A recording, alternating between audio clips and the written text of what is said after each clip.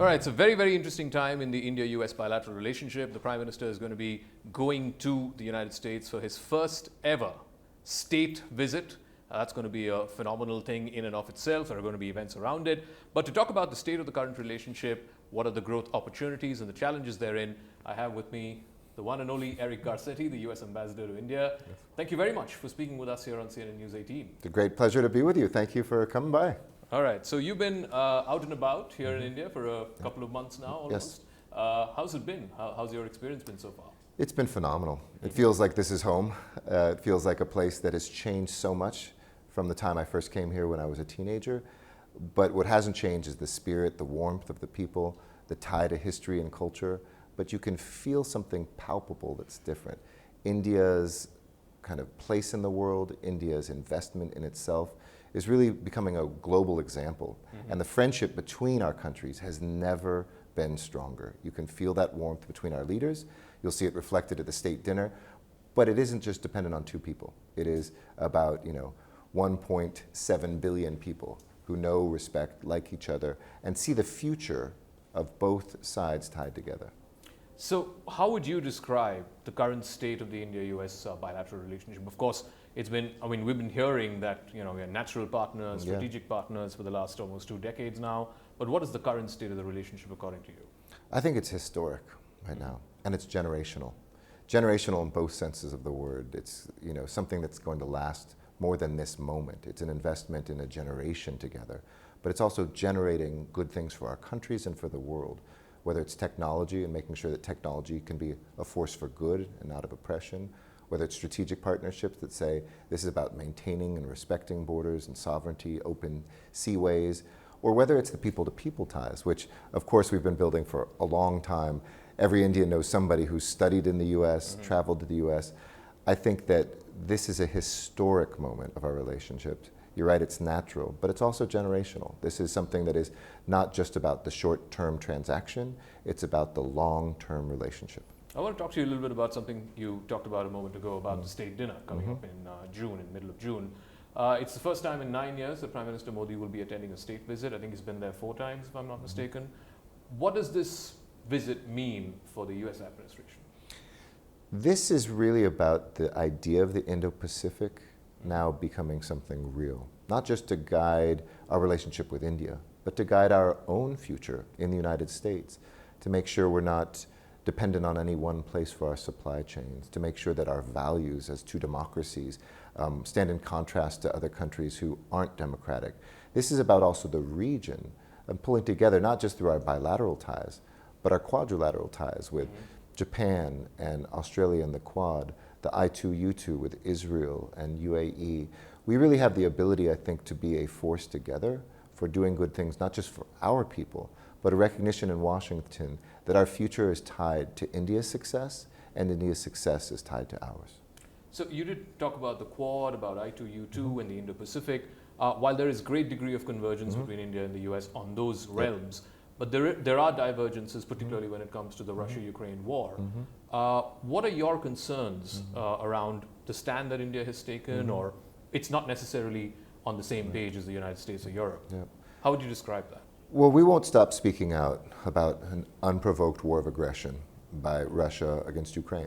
And I think when I talk to my Indian friends, sovereignty and borders matters a lot in this country, and they understand why the United States believes that that rule of law, that central tenet of international relations, has to be respected and in some cases even fought for. Here, I was in Ukraine in February, and it's not just about power politics. This is about people. This is about the senior pensioner who has a missile ripping through her apartment building with no strategic value whatsoever. The parent who's separated from her children, living in another country with a family she's never met. We can't forget the human impact. And a country like India that has experienced war, I think, knows that and feels that. At the same time, where we don't agree 100% of the time, we're not going to stop the momentum in this relationship. We know that we can continue doing things together, even where, as all good friends do, we don't agree 100% of the time. But I think the street here in India recognizes how important that sovereignty issue is, how important borders and respecting them are, and will continue to say, you don't have to be involved in this war to feel its impact. This has affected the global economy, and India has suffered too because of what's going on. Do you have specific concerns about the amount of oil India is importing from Russia? I believe the EU Foreign Affairs chief was here recently, and he expressed some concerns about that. Have you had any conversations of this nature with your Indian counterparts? So our position is that India has helped us actually keep that price cap that was a central tenet.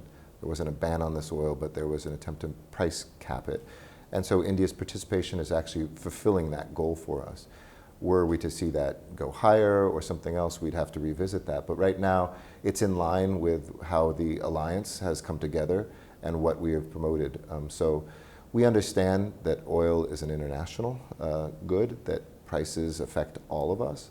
But at the same time, whether it's diamonds, whether it's technology, other places where we want to be sure that there is a price for aggression, we're going to continue to very aggressively go after that and to hopefully bring like-minded people with us. The most consequential relationship, of course, of the next many decades is going to be US-China. India has a stake in that relationship as well because India has its own share of divergences with China. How do you see the US role, particularly in this ongoing sort of border standoff that we have with China? Well, I think our actions and spirit speak for itself. India has more military drills with the United States than any other country. Where there have been incidents and where India has called on us, we have been there. And I think that will continue to deepen, whether it's co-production of defense. It's about deterrence. It's about integrating our forces. It's about sharing at moments of crisis information with each other. And I think that's a very important front, not just for two countries, but for as many countries to stand by. If we don't respect those borders and if we don't respect boundaries for one country, they won't be respected for any country. So India can count on the friendship of America, they can count on the strategic relationship that we have, and I hope that the visit of the Prime Minister will embed some things that we will see that make this not about this year's agreement, but about the next 25, even 50 years. All right, I want to get one last question in, Sure. And you had said this even during your Senate confirmation hearings, about one of the issues you want to take up with your Indian interlocutors is about religious freedom, freedom of the press, human rights, etc. Have you had those conversations with your Indian colleagues? You know, we've been engaged and we will continue to engage on values that I believe India stands for and the United States stands for, but always from a place of humility. We have challenges with our press, we have challenges with our religious freedoms, we have challenges with hate crimes and racism. So this is really a dialogue for two friends to engage on and to learn those lessons about not whether bad things will happen, because they do in complex societies always, but how we react to them and how we prevent them from happening in the first place.